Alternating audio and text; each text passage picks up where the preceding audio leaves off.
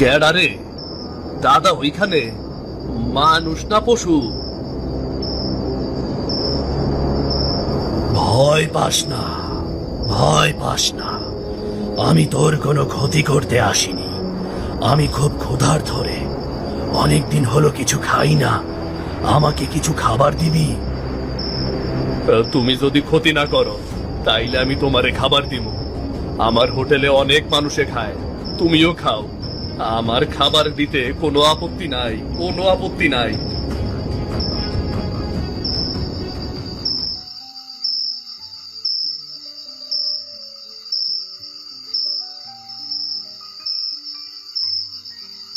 এই নাও খাও। এই নদীর মাছ নিজের হাতে ধরছি, আবার নিজের হাতেই রান্না করছি। আহ, অতুলনীয় স্বাদ।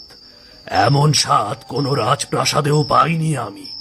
তুই মানুষ হয়েও আমাদের মতো রাধিস কিভাবে? এই রান্না আমি আমার মার থেকে শিখছিলাম। আমি তো শুধু ক্ষুধার্ত মানুষদের খাওয়াই, এইটুকুই জানি। তোর এই বিনম্র মনই তোর আসল শক্তি।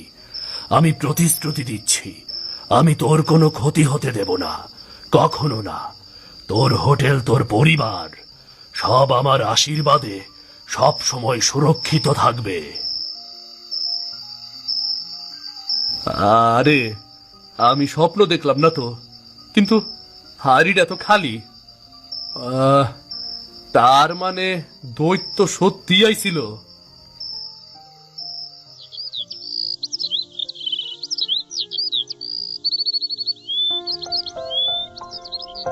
গত রাইতের দৈত্যটা কি আইজ আইব? কাইল ওরে ঠিক মতো খাওয়াইতে পারি নাই, আইজ আইলে ওরে পেট ভইরে খাওয়ামু। দৈত্যটা অনেক বালা, কত সুন্দর করে আমার লগে কথা কইল। মাইনসে খালি খালি দৈত্যরে ভয় পায়।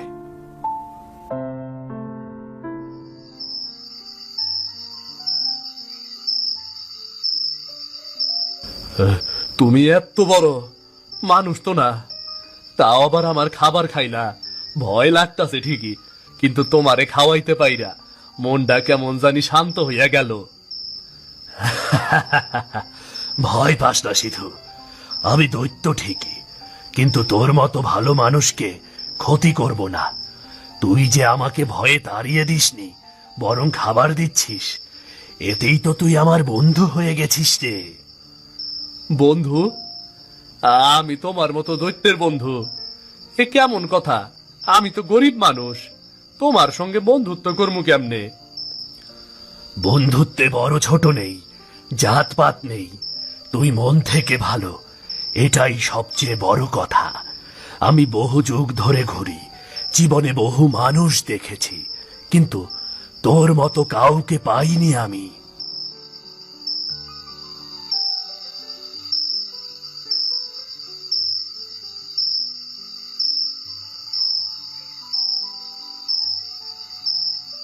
এই নাও বন্ধু, আরো খাও।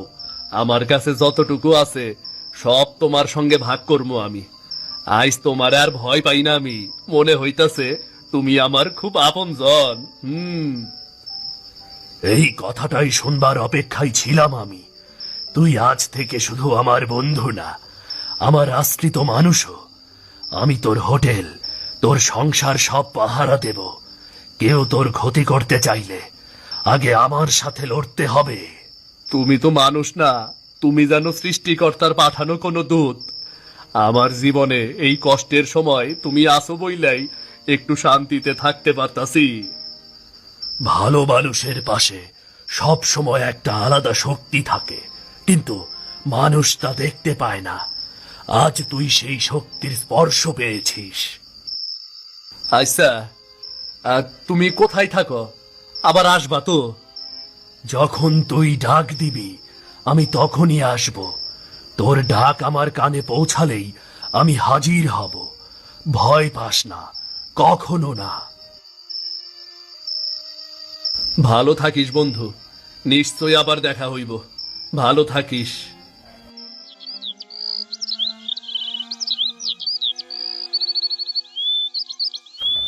ওরে ভাই, সিধুর হোটেলে আসলে মনটা ভরে যায়। এমন স্বাদ সোনার হাটেও পাইনি। সবাই ধীরে ধীরে আসেন ভাই, সব খাবার কমবো না, সবাই পেট ভইরা খাইবেন। দেখ ভাই, টাকাই টাকা। এখন তোর হোটেলে তো গ্রামের অর্ধেক মানুষ খায়। তোর ভাগ্য তো একবারে খুইলা গেল রে ভাই, এক্কেবারে খুইলা গেল। হরে দেবেন, আমরা যত কষ্ট করছি আইজ মনে হয় তার ফল পাইতাছি রে। সবই সৃষ্টিকর্তার কৃপা রে, সবই সৃষ্টিকর্তার কৃপা। আরে এইটা কি হইল? এখন আমার হোটেলে কেউই আহে না, সব লোক ওই সিঁদুর বাসের ভাঙ্গা হোটেলে যায়। গ্রামের ফকিন্নি চাষা মানুষ আইজ হোটেলের মালিক হইয়া গেছে। কি করবি রে মহেশ, ওর রান্না তো আসলে চমৎকার। তুই তো মশলায় কৃপণতা করিস, ওর রান্নার স্বাদ ভালো, তাই মানুষ যায়। পারলে তুইও রান্নার স্বাদ বাড়া রে, তাহলে তোর হোটেলেও লোক আসবে। আরে চুপ কর, চুপ কর, তোর মুখ বন্ধ রাখ। আমি ওই সিধুর হোটেলটা ভস্য কইরা দিমু, দেখবি তার ব্যবসার বেশি দিন টিকব না।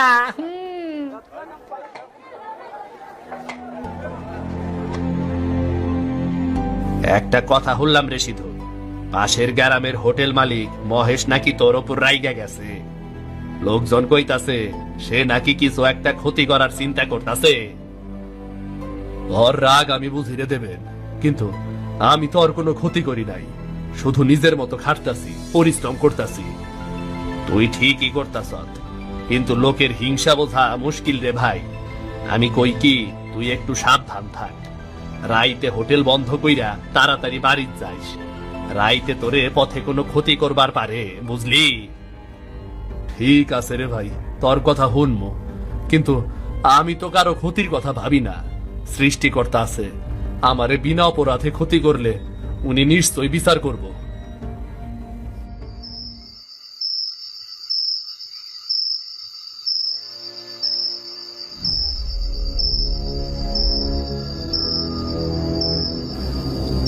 আজ তোর হোটেলের শেষ দিন রে সিধু, তোর ভাগ্যের সূর্য আইস আমি ডুবাইয়া দিমু।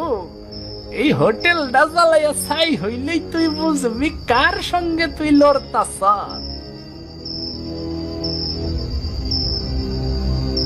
এইবার দেখি তোর পোড়া ছাইয়ের মধ্যে কে রাখাইতে আসে।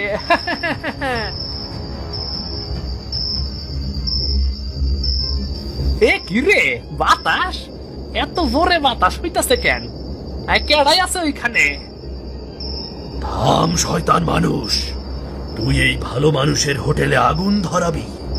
যার ঘাম, যার পরিশ্রমে এই জায়গা করা, তার সুখে তুই ঈর্ষা করিস? কে তুই রে? তুই এইখানে কি করস? আমি তো কিচ্ছু করি নাই, আমি তো খালি। চুপ কর শয়তান, তুই অন্যায় করেছিস, শাস্তি তোকে পেতেই হবে। সিধু ভালো মানুষ, তুই তার সর্বনাশ করতে চাস, তাই আজ থেকে তুই মানুষ না, যুগ যুগ ধরে লোভের প্রতীক হয়ে থাকবি। না না না, আমারে সাইরা দাও, আমি ওরে কিছু করুম না, সাইরা দাও আমারে। এখন থেকে এই মূর্তি সিধুর হোটেল পাহারা দেবে, কেউ আর মন্দ চিন্তা নিয়ে কাছে আসতে পারবে না। তুই চিন্তা করিস না সিধু, তোর বন্ধু তোর পাশে আছে।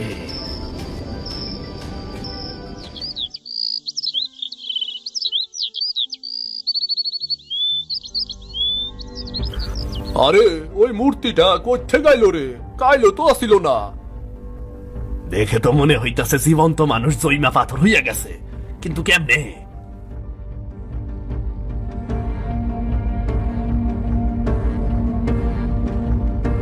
এইটা কি? এই মূর্তিটা কেরা রাখলো এখানে? কাল রাইতে তো কিছুই দেখি নাই আমি। বাবা, দেখা তো মনে হইতাছে এই মানুষটা যেন ভয় পাইয়া জন্মা গেছে। কি হইছে এই মানুষটার সাথে? হায় সৃষ্টিকর্তা, রক্ষা করো, এমন মূর্তি তো আমি জীবনেও দেখি নাই। না না না না, তোমরা কেউ ভয় পাইও না, আমার মনে হয় এই মূর্তি আমাগো লাইগা আশীর্বাদ হইয়া আইছে।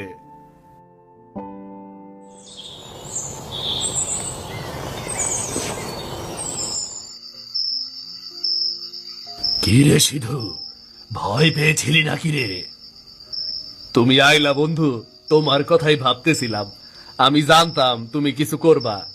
এই মূর্তিটা তুমিই বানাইছ, তাই না? হ্যাঁ সিধু, যে তোর সাথে অন্যায় করতে চায় তাকে আমি থামাবই। মহেশ নিজের লোভে ডুবে গিয়েছিল, তাই তার শাস্তি হয়েছে। কিন্তু তুই চিন্তা করিস না, ও এখন আর কষ্ট পায় না, ওর আত্মা শান্তি পেয়েছে। তুমি আমার জীবনের রক্ষাকর্তা। আমি গরিব মানুষ, তোমার মতো বন্ধু পাইয়া আমি ধন্য হলাম, ধন্য। তুই অনেক ভালো মনের মানুষ রে সিধু, এই মনটাকেই ধরে রাখিস।